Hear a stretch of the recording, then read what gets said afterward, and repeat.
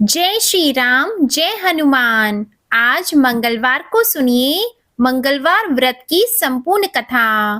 प्रेम से बोलिए मंगल देव और हनुमान जी की जय। मंगल देव और हनुमान जी की कृपा आप पर और आपके पूरे परिवार पर सदा बनी रहे। आइए अब प्रारंभ करते हैं मंगलवार व्रत की कथा। पौराणिक कथा के अनुसार एक बार नैमिषारण्य तीर्थ में 80,000 मुनि एकत्र होकर पुराणों के ज्ञाता श्री सूत जी महाराज से पूछने लगे, हे महामुनि, आपने हमें अनेक पुराणों की कथाएं सुनाई हैं।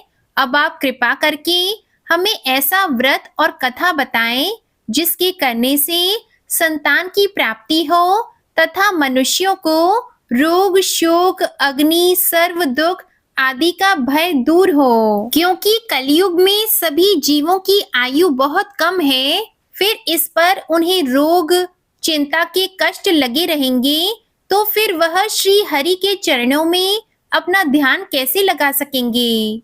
श्री सूत जी बोले, हे मुनियों, आपने लोक कल्याण के लिए बहुत ही उत्तम बात पूछी है। एक बार युधिष्ठिर ने भगवान श्री कृष्ण से लोक कल्याण के लिए यही प्रश्न किया था। भगवान श्री कृष्ण और युधिष्ठिर का संवाद तुम्हारे सामने कहता हूँ, ध्यान देकर सुनो। एक समय पांडवों की सभा में श्री कृष्ण जी बैठे हुए थे। तब युधिष्ठिर ने भगवान श्री कृष्ण से प्रश्न किया, हे प्रभु नंद नंद गोविंद, आपने मेरे लिए अनेकों कथाएं सुनाई हैं। आज आप कृपा करके ऐसा व्रत या कथा सुनाएं जिसके करने से मनुष्य को रोग, चिंता का भय समाप्त हो और उसको पुत्र की प्राप्ति हो। हे प्रभु, बिना पुत्र के जीवन व्यर्थ है। पुत्र के बिना मनुष्य नरकगामी होता है। पुत्र के बिना मनुष्य पितृ ऋण से छुटकारा नहीं पा सकता और ना ही उसका पुन्नग नामक नरक से उद्धार हो सकता है। अतः पुत्रदायक व्रत बताएं। श्री कृष्ण भगवान बोले, हे राजन, मैं एक प्राचीन इतिहास सुनाता हूँ, आप उसे ध्यान पूर्वक सुनो। कुंडलपुर नामक एक नगर था। उसमें नंदा नामक एक ब्राह्मण रहता था। भगवान की कृपा से उसके पास सब कुछ था, फिर भी वह दुखी था। इसका कारण यह था कि ब्राह्मण की स्त्री सुनंदा के कोई संतान नहीं थी।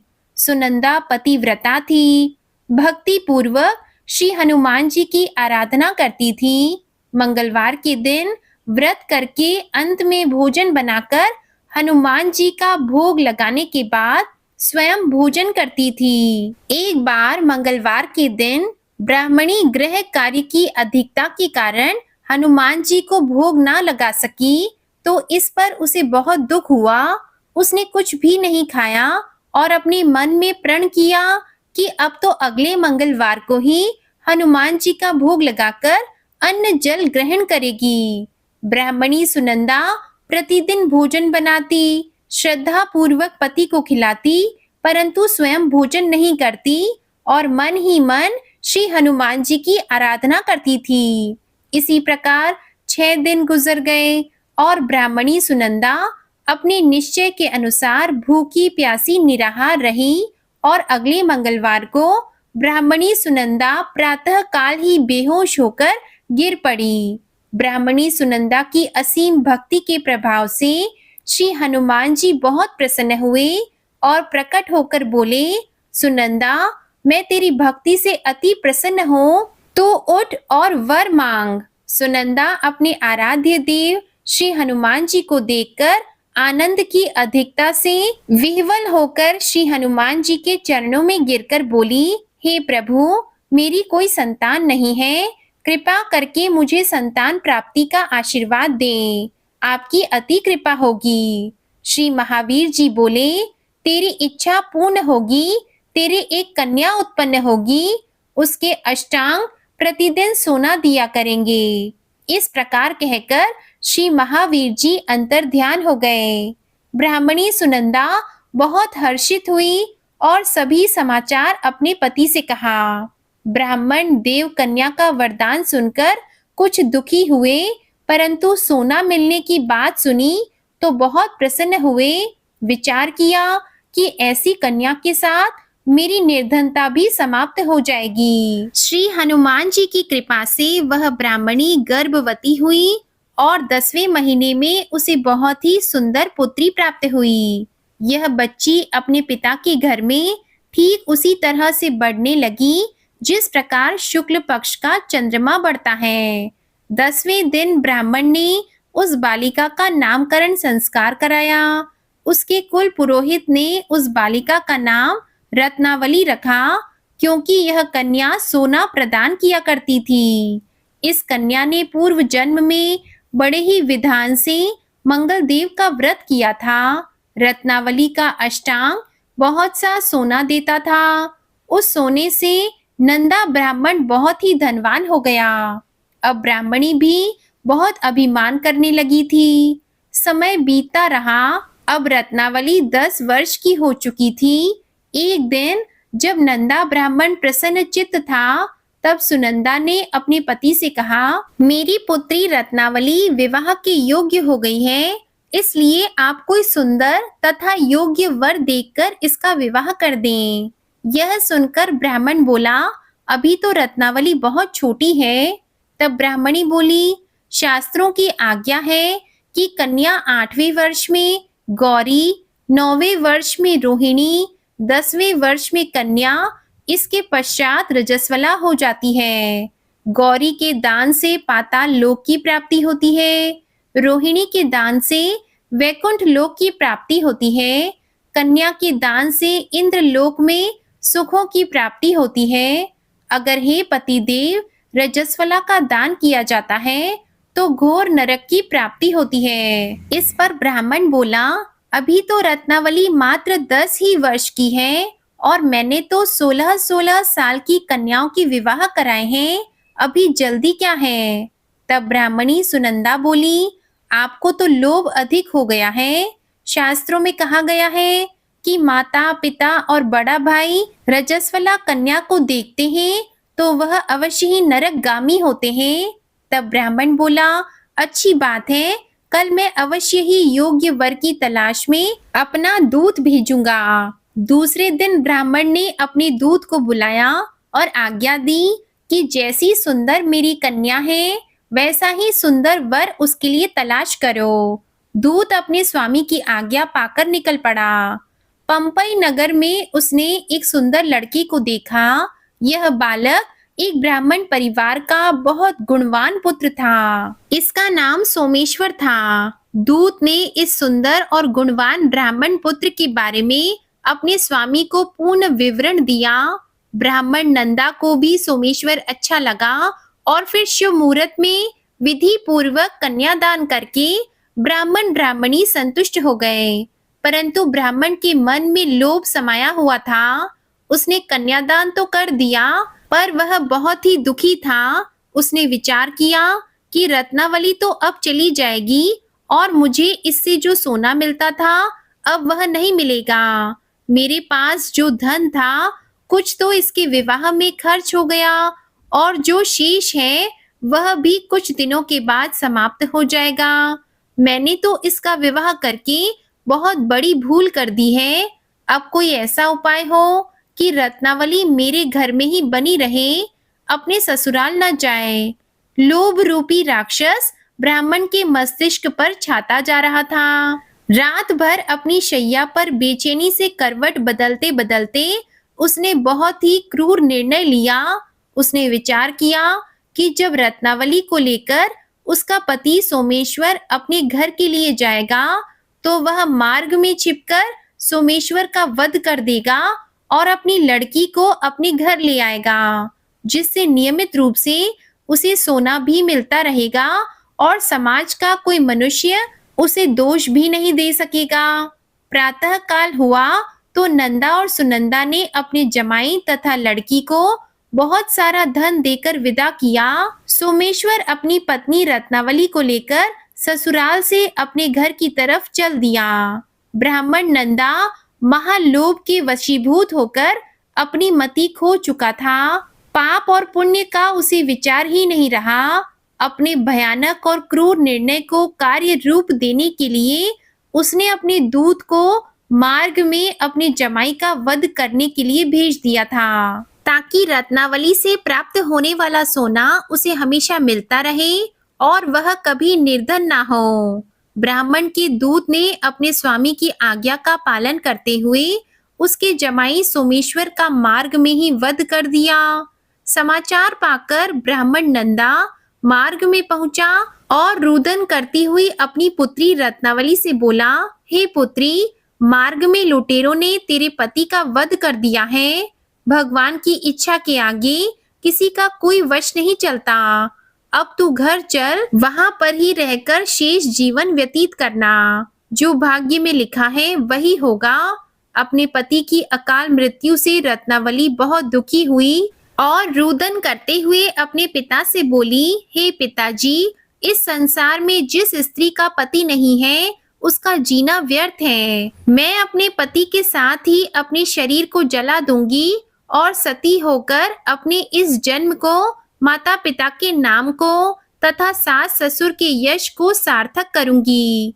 ब्राह्मण नंदा अपनी पुत्री रत्नावली के वचनों को सुनकर बहुत दुखी हुआ। वह विचार करने लगा, मैंने व्यर्थ ही जमाई वध का पाप अपने सर लिया। रत्नावली तो उसके पीछे अपने प्राण तक देने को तैयार है। मेरा तो दोनों तरफ से मरण हो गया। धन तो अब मिलेगा नहीं। जमाई वध के पाप के फलस्वरूप यम यातना भी भुगतनी पड़ेगी। यह सोचकर वह बहुत ही दुखी हुआ। सोमेश्वर की चिता बनाई गई। रत्नावली सती होने की इच्छा से अपने पति का सिर अपनी गोद में रखकर चिता में बैठ गई। जैसे ही सोमेश्वर की चिता को अग्नि लगाई गई, वैसे ही प्रसन्न होकर मंगल देव वहां प्रकट हुए और बोले, हे रत्नावली, मैं तेरी पति भक्ति से बहुत प्रसन्न हूँ, तू वर मांग। रत्नावली ने अपने पति का जीवन दान मांगा। तब मंगलदेव बोले, रत्नावली, तेरा पति अजर अमर है, यह महान विद्वान भी होगा और इसके अलावा तेरी जो भी इच्छा हो वह वर मांग। तब रत्नावली बोली, हे ग्रहों के स्वामी, यदि आप मुझ पर प्रसन्न हैं तो मुझे यह वरदान दीजिए कि जो भी मनुष्य मंगलवार के दिन प्रातःकाल लाल पुष्प, लाल चंदन से पूजा करके आपका स्मरण करे, उसको रोग व्याधि ना हो, स्वजनों का कभी वियोग ना हो, सर्प, अग्नि तथा शत्रुओं का भय ना रहे। जो स्त्री मंगलवार का व्रत करे वह कभी विधवा ना हो। मंगलदेव तथास्तु कहकर अंतर ध्यान हो गए। सोमेश्वर मंगलदेव की कृपा से जीवित हो उठा और रत्नावली अपने पति को पुनः प्राप्त कर बहुत प्रसन्न हुई और मंगलदेव का व्रत प्रत्येक मंगलवार को करके व्रतराज और मंगलदेव की कृपा से इस लोक में सुख ऐश्वर्य को भोगते हुए अंत में अपने पति के साथ स्वर्ग लोक को गई। प्रेम से बोलो हनुमान जी महाराज की जय। आइए अब सुनते हैं राम नाम की महिमा। लंकापति रावण के वध के बाद अयोध्यापति प्रभु श्री राम की कीर्ति दूर दूर तक फैल रही थी और वह मर्यादा पुरुषोत्तम कहलाने लगे। तब एक दिन महादेव शिव की इच्छा भी मर्यादा पुरुषोत्तम श्री राम से मिलने की हुई। पार्वती जी को साथ लेकर महादेव कैलाश पर्वत से उतरकर अयोध्या नगरी के राज रास्ते पर चल पड़े। भगवान शिव और माँ पार्वती को अयोध्या आया देखकर राम जी बहुत ही खुश हुए। माता जानकी ने उनका उचित आदर सत्कार किया और स्वयं भोजन बनाने के लिए रसोई में चली गई।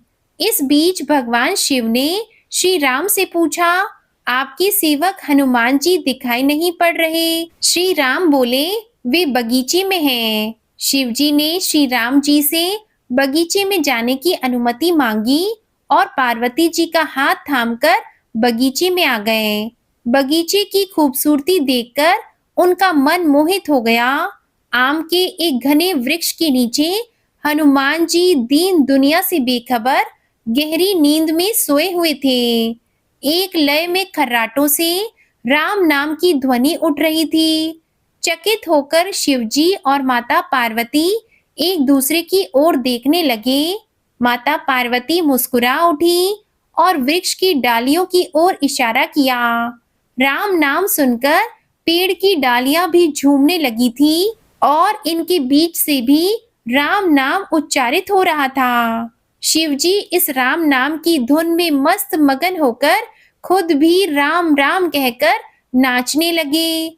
माता पार्वती जी ने भी अपने पति का अनुसरण किया और अपने कोमल पैर थिरकाने लगी। शिवजी और माता पार्वती जी के नृत्य में ऐसी झनकार उठी कि स्वर्ग लोक के देवता गण भी आकर्षित होकर बगीचे में आ गए और राम नाम की धुन में सभी मस्त हो गए। माता जानकी भोजन तैयार करके प्रतीक्षा करने लगी, परंतु संध्या होने पर भी अतिथि नहीं पधारे। तब अपने देवर लक्ष्मण जी को बगीचे में भेजा। लक्ष्मण जी तो स्वयं को श्री राम जी का सेवक ही मानते थे, अतः बगीचे में आकर जब उन्होंने धरती पर स्वर्ग का नजारा देखा तो खुद भी राम नाम की धुन में झूम उठे। महल में माता जानकी परेशान हो रही थी कि अभी तक भोजन ग्रहण करने कोई भी क्यों नहीं आया। तब उन्होंने श्री राम जी से कहा कि भोजन ठंडा हो रहा है, चलिए हम ही जाकर बगीचे में से सभी को ले आए। जब राम जी बगीचे में गए तो वहां राम नाम की धूम मची हुई थी। हनुमान जी गहरी नींद में सोए हुए थे और उनके खर्राटों से अभी तक राम नाम निकल रहा था। श्री राम भाव विह्वल हो उठे। राम जी ने हनुमान जी को नींद से जगाया और प्रेम से उनकी तरफ निहारने लगे। हनुमान जी प्रभु को आया देख शीघ्रता से उठ खड़े हुए। नृत्य की सभा भंग हो गई। शिव जी खुले कंठ से हनुमान जी की राम भक्ति की सराहना करने लगे। हनुमान जी सकुचाए लेकिन मन ही मन खुश हो रहे थे कि श्री सिया राम ने भोजन करने का आग्रह भगवान शिव जी से किया। सभी लोग महल में भोजन करने के लिए चल पड़े। माता जानकी भोजन परोसने लगी। हनुमान जी को भी श्री राम जी ने पंक्ति में बैठने का आदेश दिया। हनुमान जी बैठ तो गए, परंतु आदत ऐसी थी कि राम जी के भोजन करने के उपरांत ही सभी लोग भोजन करते थे। आज श्री राम के आदेश से पहले भोजन करना पड़ रहा था। माता जानकी हनुमान जी को भोजन परोसते जा रही थी, पर हनुमान जी का पेट ही नहीं भर रहा था। सीता जी कुछ समय तक तो उन्हें भोजन परोस रही थी, फिर समझ गई कि इस तरह तो हनुमान जी का पेट नहीं भरेगा। उन्होंने तुलसी के पत्ते पर राम नाम लिखा और भोजन के साथ हनुमान जी को परोस दिया। तुलसी पत्र खाते ही हनुमान जी को संतुष्टि मिली और वह भोजन खाकर उठ खड़े हुए। भगवान शिव शंकर ने प्रसन्न होकर हनुमान जी को आशीर्वाद दिया कि आपकी राम भक्ति युगों युगों तक याद की जाएगी और आप संकट मोचन कहलाएंगे। तो प्रेम से बोले शंकर भगवान की जय, संकट मोचन हनुमान जी की जय। आपको ये कथा पसंद आए तो इस वीडियो को लाइक करके चैनल भी सब्सक्राइब कीजिएगा और हमारे चैनल पर अन्य कथाओं को भी जरूर सुनिएगा। प्रेम से बोलिए जय श्री राम, जय हनुमान।